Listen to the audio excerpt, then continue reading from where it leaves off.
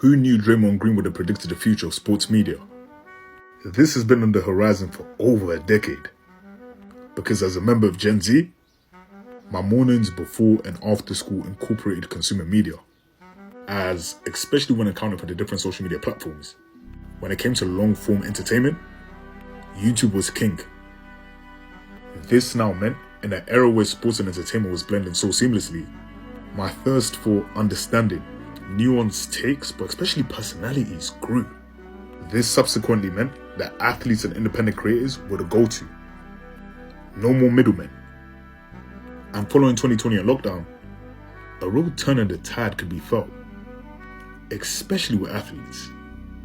From retired legends such as Chad Ochocinco and Shannon Sharpe, who would subsequently later down the line the decade start Nightcap, with ironically Unk's aforementioned stint on FS1 which blew him up in notoriety, all the way to active superstars such as LeBron James and retired superstars like Steve Nash. In this day and age of new media, especially for athletes, and the prevalence and power of social media, they don't need to wait for the majors to come calling, because they are the majors.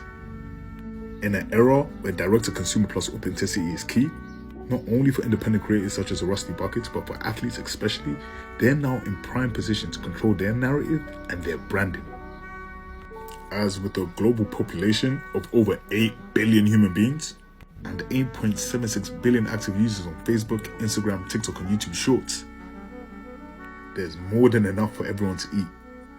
So this is the age of the fall of TV. Suits, fancy production studios, and decades of journalism carries how much weight? You tell me.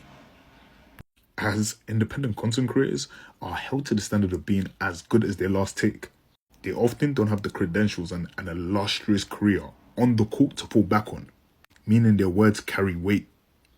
And athletes are now seeing the power in foregoing the short-term comfort of conforming to the majors who have everything set in place to build something long-term that can last forever and they own.